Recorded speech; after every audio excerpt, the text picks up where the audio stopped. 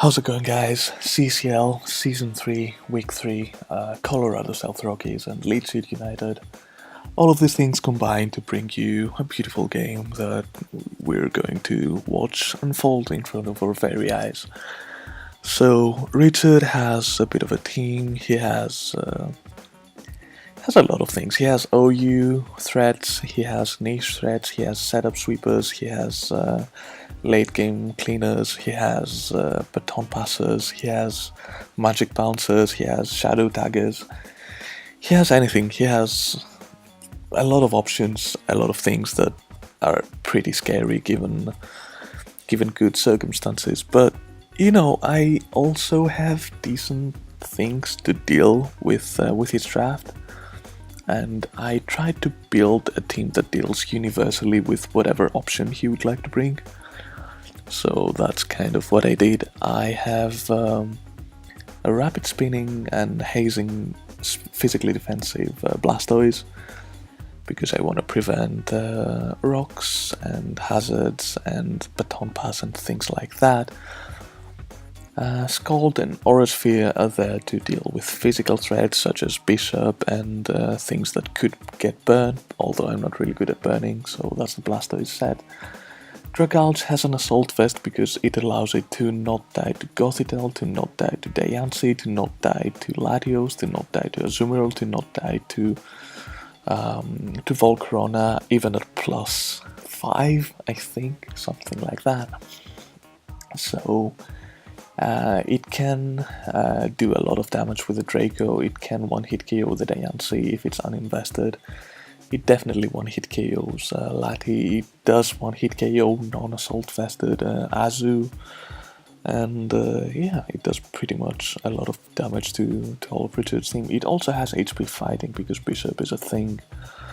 Ferrothorn, it has the Oka Berry because things are bound to carry fire type attacks such as HP Fire, such as Fire Blast, such as HP Fire, such as, Fire Blast again, things like that. It can take pretty much anything if the Volcarona is modest. Max attack, max special attack.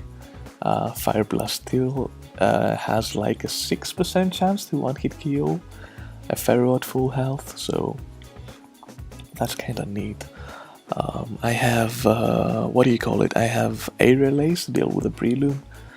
I have Grass type attack to deal with Azu. I have Gyro to deal with Diancie, and possibly Latios, and possibly Nidoking, and possibly Gothitelle. So, Gyro does a lot of damage with a set I'm having. It's brave with a weird EV spread to do all these things that I mentioned. Talonflame is standard-ish with a bit of a meme. Max attack, max speed, adamant. It has Steel Wing to usually KO uninvested Mega Diancie. It has acrobatics to, take anything from a Volcarona and revenge it or anything.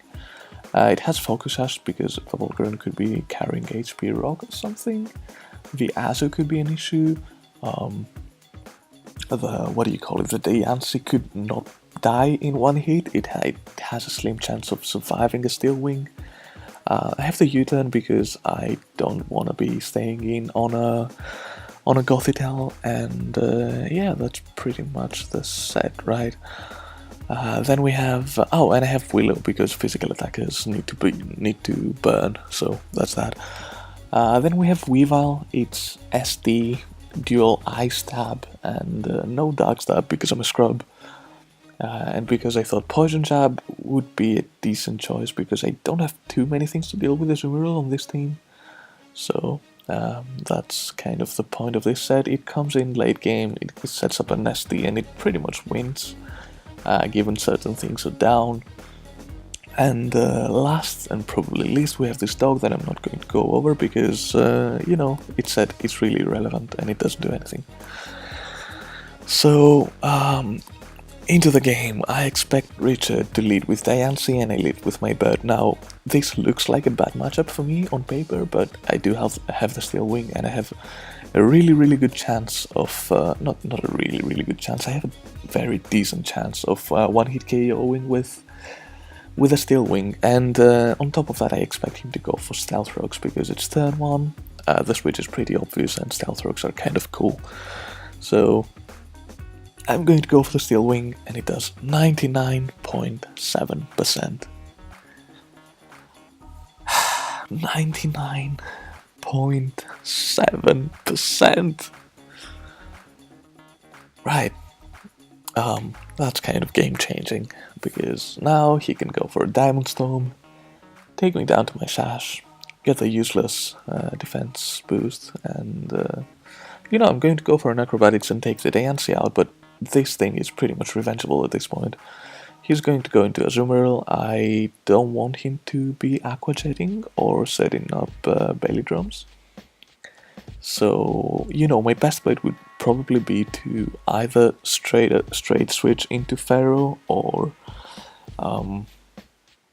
maybe U-turn into Pharaoh, but I was like, nah, I don't want to see the belly drum here. So Acrobatics is going to do a decent chunklet. He goes for the play rough. I really disagree with the play rough, but it's really irrelevant because, it kind of worked. Now I bring my Pharaoh in. I can obviously one-hit KO at this range, and I fully expect him to switch. Now I fully expect him to switch, but he could have the superpower, which could really deal a lot of damage to my Pharaohthorn. And in case of superpower, and in case of a switch to a Volcarona, which is a pretty reasonable switch into Pharaohthorn, unless I have the T-Wave, which is a possibility, but at the same time, I'm going to switch into my Dragalge. The bad thing is that Richard switches into Gothitelle, wishing to trap my Pharaoh. Now, if he knew his calcs, he wouldn't do that, because Pharaoh can 2-hit KO with a combination of Power Whip and Gyro Ball. And even if the thing is specs modest, max attack, max HP, it doesn't have any chance to one-hit KO my Pharaoh with even without the berry. And I suppose I could be fully offensive Pharaohthorn, but who the fuck does that? So, I kind of disagree with the Gothitelle switch, but it really worked out for Richard, and now he is going to go for the Psyshock. I get a really high roll with the Draco. If I got a high roll with a fucking Steel Wing, then things would be different, but, I get my high roll when it really doesn't matter. And he's going to take out my last check to Volcarona out with his fucking Gothitelle. Now, I can see he is choiced, and it could be setting up here, and I expect the Azumarill to come in, and I go for the Poison Jab, which is nice. It's refreshing to see a nice play on my side, but that's as good as it gets, because turn 7 Richard realizes that, oh, Volcarona kind of sets up and sweeps me. So that's pretty much what's going to happen. I'm going to stall it out by going to Blastoise. He goes for the Quiver Dance. I'm going to click Haze as he Quiver Dances again. I felt like it was kind of greedy, but given his item it makes perfect sense. Now I'm going to go for Scald, and he switches into his Latios. He gets burned. That's pretty irrelevant for the game. He's going to double into his Gothitelle as I'm going to go into my Ground Ball, predicting the Latios to do something, and Ground Ball is kind of there to take on Latios. He's going to trick me, his Choice Scarf, and he's going to obtain the beautiful Babiri Berry as I'm going to crunch him. Now, I suppose at this moment I was kind of getting impatient. Nidoking comes in, and my switch is definitely Pharaohthorn, as I do have the Oka Berry, and worst case scenario, if I see the Fire Blast, I can switch into my Blastoise, see if he's choiced or not, and then go into my Weavile and deal with things from then on. But I'm going to make the bad play, stay in on a Sludge Wave, Grand Bull goes down, and now at this point he went for Sludge Wave. If he is Choice Scarfed, Weavile can take the Sludge Wave easily. If he's Life Orb, I have a chance to die from the Sludge Wave, but I outspeed anyway, so I'm going to go for the Icicle Crash. Take the Nidoking down, Weavile gets another kill, but you know, that's it. Now Volcarona comes in, it sets up. Now I suppose I should keep going for Haze. Now I click Haze once, he quivers again, and I'm going to go for the Scald, which does 25% because of the Oca Berry. Now, yeah, oh, not the Oca Berry, the Pasho Berry. Now if he didn't have the Pasho Berry, no, he's still at +1 everything, so I should have kept hazing. If I kept hazing, then I could go in with my Pharaoh, go for Aerial Ace to 50-ish%, take the Fire Blast, and you know, from then on I could go for an Icicle Crash, get a max roll with Weavile and possibly win the game. But that didn't really happen, so yeah, that's the way she goes. He's going to not miss the Fire Blast on the Pharaoh, he's going to hit the Bug Buzz on the Weavile, and that's the game. Good game, Richard. I didn't really like it actually, but you know, it was a good game. I didn't feel like I played that badly. I was kind of impatient, like late game, but I don't know, like it's one of those games where you feel like you actually got screwed by a lot of things. Like, I didn't like the Gothitelle switch that Richard did. Like, it didn't make all that much sense, and I didn't like not getting the roll on fucking Diancie. And I didn't like getting swept by Volcarona, but that's the way she goes. We're now 1-2, still at +1 differential, which is kind of cool. And yeah, that's the game.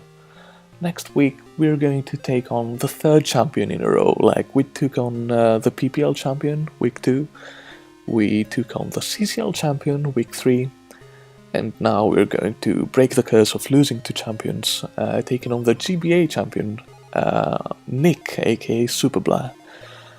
He's a really good battler, and I'm really looking forward to the game, and hopefully it's going to be nice and hacksless. Not that, you know, again, I'm not saying that I lost because of hacks.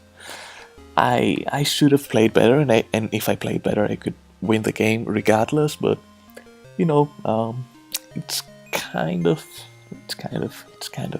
disappointing. Anyway,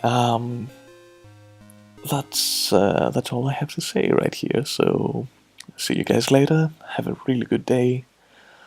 Or do you want to have a good day? If you want to have a good day, have a good day. If you don't, you can have a mediocre day and complain about it and be able to vent about it. So that's kind of cool as well. Like, sometimes I don't want to have a good day, so I have something to complain about. So if you don't want to have a good day, don't have a good day. If you want to have a good day, do have a good day. Like, I'm not your mom.